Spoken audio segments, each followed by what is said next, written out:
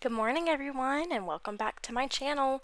Thanks for stopping by. So, today we are just doing a really just laid back. I'm really been in this summer swing of things of just really purging, cleaning out my house, and just trying to get it, just clean feeling. It's been a cluttered season ever since I've had my daughter. I kind of got behind on doing some house things and just kind of really let the stuff build up in my house. So I've been working really hard on clearing everything out and just making it feel we spend all of our time at home. We homeschool, I stay home, my husband works from home. We're all always home all the time. And that can be a lot. And so I'm really just spending some time getting the kitchen clean today and then just straightening up my living room as well. But really, I'm going to be getting into the cabinets and just really cleaning things out, purging, getting rid of stuff that I no longer need. And it's going to feel so good. I tell you guys, purging is addictive. Once you start, it's so hard to stop. But I also wanted to just say that homemaking is about more than just cleaning a house. It's about making a home where the people who live there feel warm, loved, and safe. And that is the most important job, I think, when being a homemaker, is just really just you're a mama and you put those amazing little touches on things. And do people notice when you do it? No, probably not. But and I say this a lot, everyone would notice if you didn't do it. And nobody does it better than we do. We are the heart of the home. We really are. Everybody comes to us when they're hurt. Everybody comes to us when they're hungry. Everybody comes to us anything that they need. It is our jobs as mamas to nurture them, take care of them, and that's for working moms or stay-at-home moms. Um, a Bible verse that's really been sitting on my heart lately is Psalms 127, verses 3 through 5. And that's Behold, children are a heritage from the Lord, the fruit of the womb, a reward. Like arrows in the hand of a warrior are the children of one's youth. And so, just thinking about that, what a treasure they are. They are a reward from the Lord. And there are hard days. There are long days. Some days might feel, it might be in a season where you have more bad days than good days. But try really hard to find something good in it every day.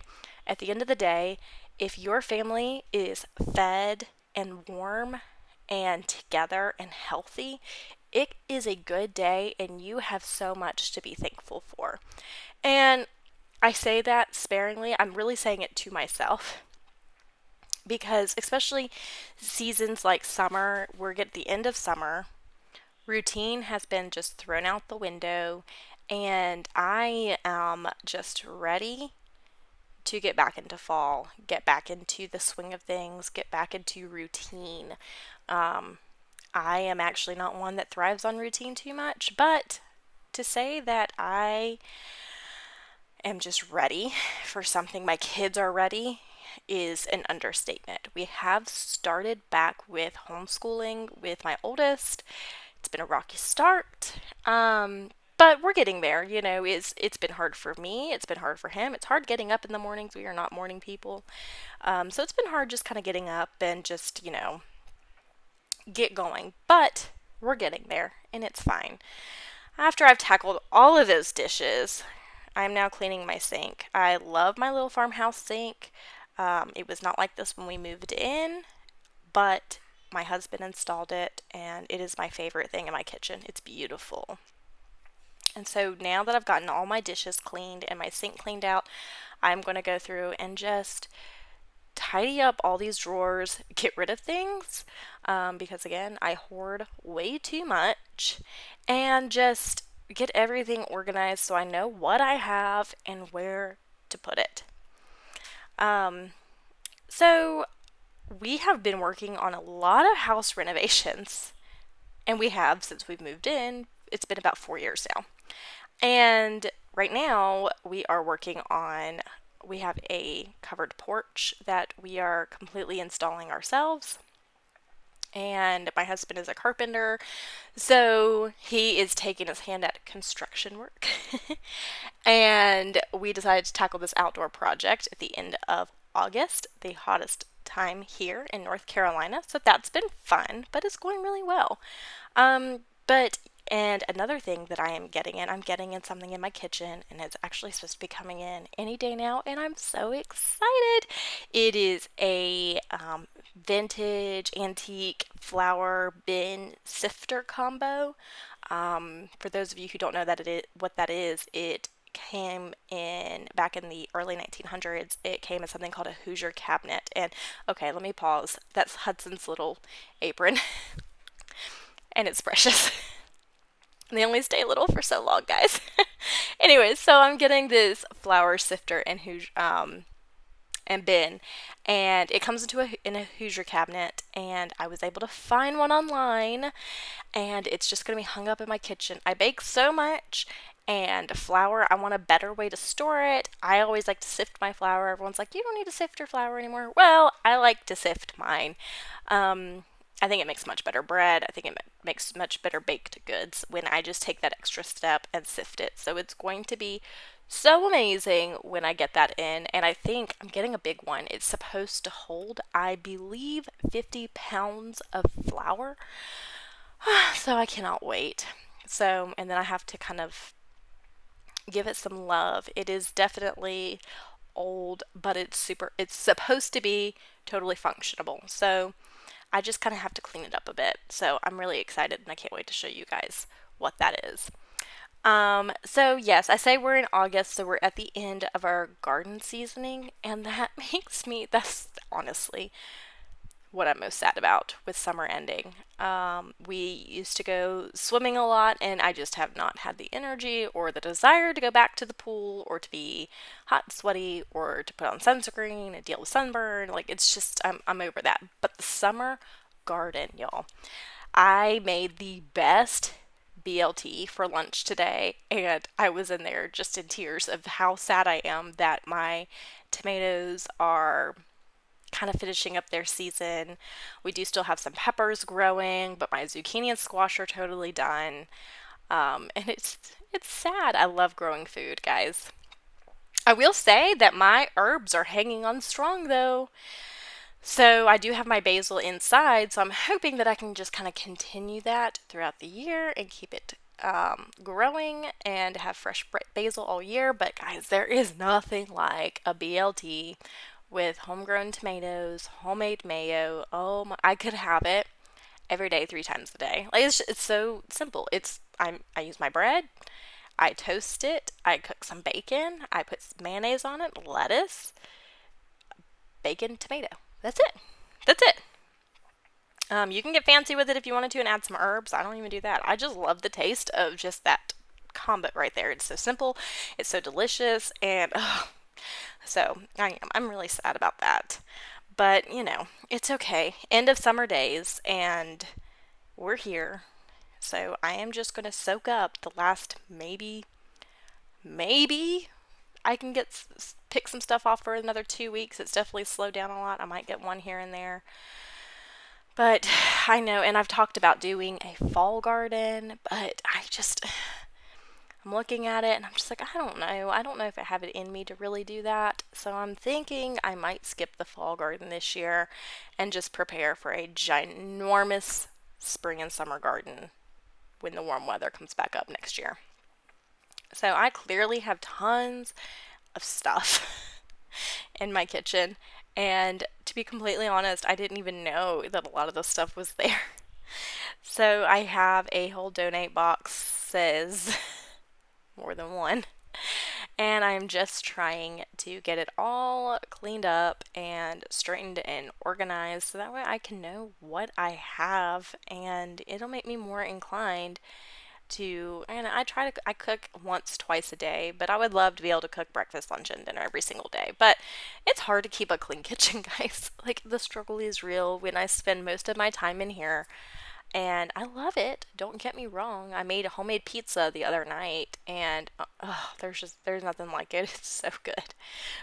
but I am a very messy cook and I have not figured out how to make anything with flour without destroying my kitchen in the process. So that's a work in progress that I may or may not ever master. That's okay.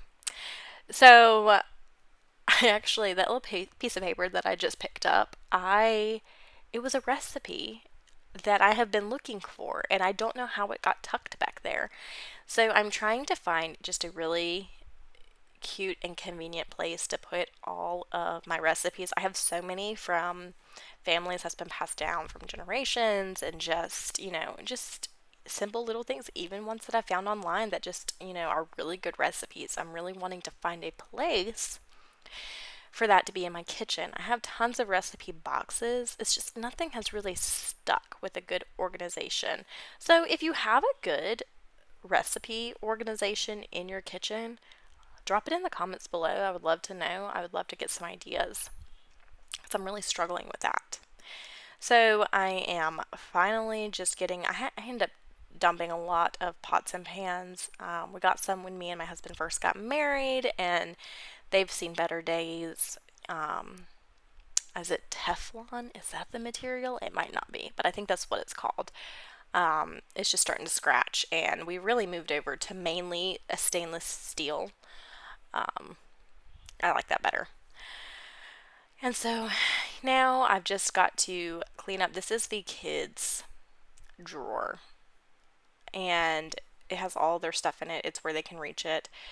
I have so much plasticware, guys, and I would love to be a plastic free house, glass everything. And one day I know I will be. It's just not in that season right now. I don't have it in me to, it's just my kids, they're rough, and I need them to be able to just grab their stuff and handle it themselves without worrying about them dropping it, things like that. They do drink out of some glassware. They use my mason jars, but I'm very careful with them when they use that, and it's always in the back of my head of if they drop it, they're going to step in it, they're going to get hurt. So with this season, with all the kids being so little still, I am using all the plasticware, and that's okay. I will, it's not forever. I don't love it, but again, it's fine. It's the safer option for us right now. I did want to mention what I'm using to clean all of my cabinets with. It is a multi-purpose, all-purpose homemade cleaner, and I love it. It is white vinegar. Oh, I'm trying to think of what else in it. I know it's white vinegar, lemon essential oil, and water, and that's it. And it does it. I mean, vinegar and lemon essential oil is a great multi-purpose cleaner. I don't use it for my bathroom or anything like that, but I think it's great for just surfaces, things like that. Have been looking into some homemade cleaners specifically for the bathroom and wood floors and things like that. And so I am testing things out and, just trial and error. And once I have figured out something that I really like, I am going to share it with you guys because sharing is caring. And I believe that wholeheartedly.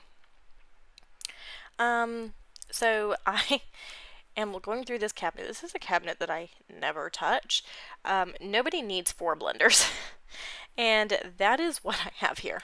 So before I really got into cooking a few years ago, I was getting stuff like KitchenAid brand stuff for Christmas, and I was always greatly appreciative. I loved it, but I did not fully understand how good of a brand that was.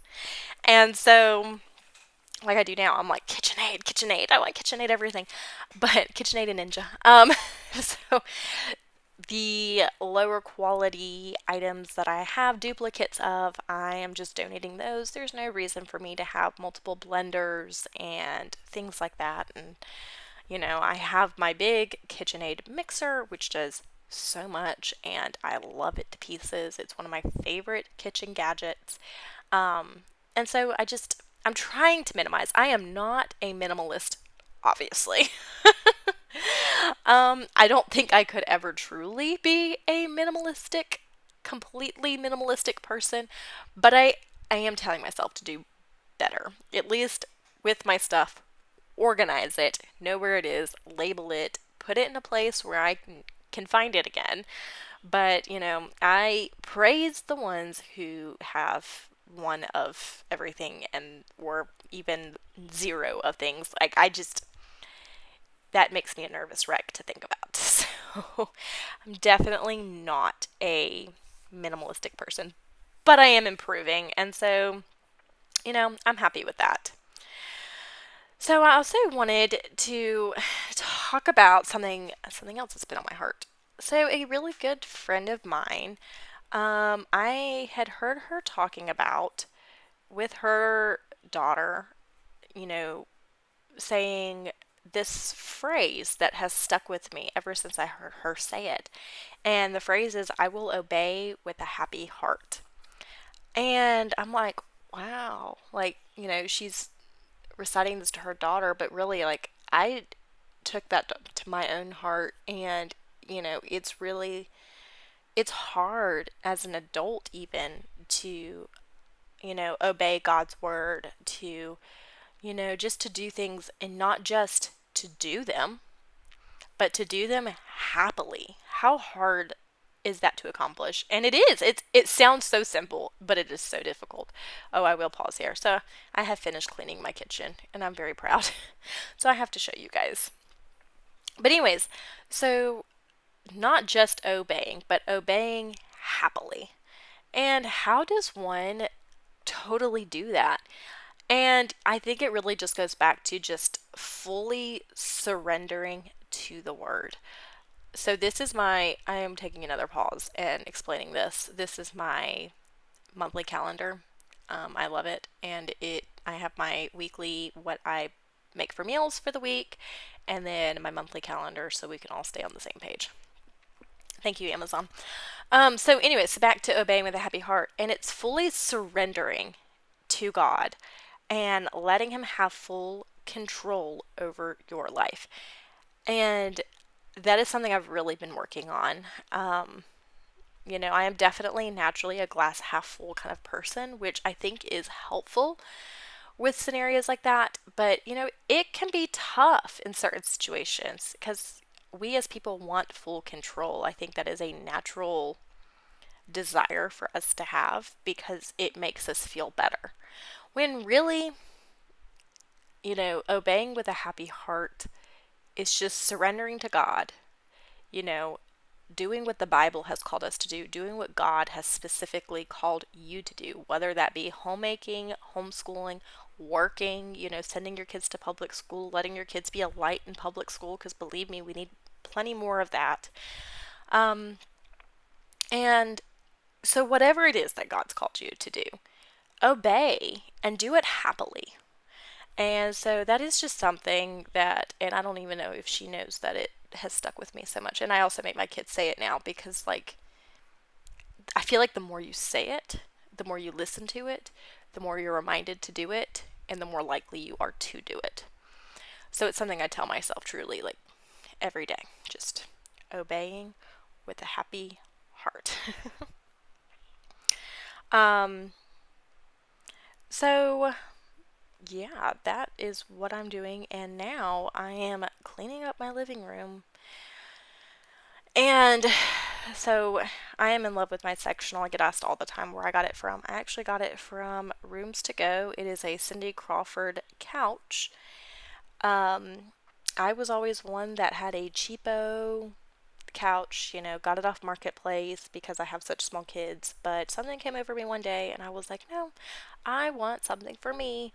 So I got this couch probably year and a half ago. We've done really well with it. I'm really proud of the kids. They like to use it as a trampoline sometimes, even though they're not supposed to. But they do well. I have just taken away, like, they're not allowed to eat on it. They're not, so I do have rules, and it was a process, but they are decent listeners when it comes to it, and it's held up really well. So I highly recommend it. It is, I feel like it's an olive green. They call it an avocado green. Um, the camera, it doesn't, it kind of makes it look kind of gray, I think. But it is. It's an olive green. And I searched high and low for this couch because I had a vision and I wasn't going to give up until I found it. And so I did. But I'm just giving the floors a quick vacuum. And, they're not, well, they're always, I mean, when you have kids and a dog, I mean, are they ever that great? But they're not that bad for our house. And so, yeah. I really just kind of wanted to close out with talking to you about something else, actually, that my sister told me one time, and my big sister, and she probably doesn't even remember telling me it, but she did. And she said, your tombstone will not say how great of an employee you were. They're going to talk about you being a loving friend or mother or child or, whatever it is you go by. So cherish and nurture those important relationships, whatever they may be. You may not be a mom, you may, be a friend, you may be a daughter. You are something to somebody, and whatever that is, cherish it and nurture it and put your time and effort into that. And you, I think, will grow into a happier, better person. Of course, work is important, and I'm not dismissing that. Absolutely, it is. But just remember that you are always going to be replaceable at work, but you're never going to be replaceable in your family, whatever your family dynamics look like. And so, really just take time into loving on people in your life because you don't get a second family. You don't get, you know, other things. You can always get a new job, but you can't just get new people that are important to you. That's all I wanted to say. So thank you guys so much for listening and watching me as I declutter some of my house today. Like and subscribe for more videos. Have a blessed day, guys. See you next time. Bye. Hey! Found an unforgiving sea. Maddie! Hey, sugar. How's it going, sweetie? Are you in baby jail? Are you in baby jail? I'll get you out in just a second, okay? I'm done vacuuming, so I'll get you out.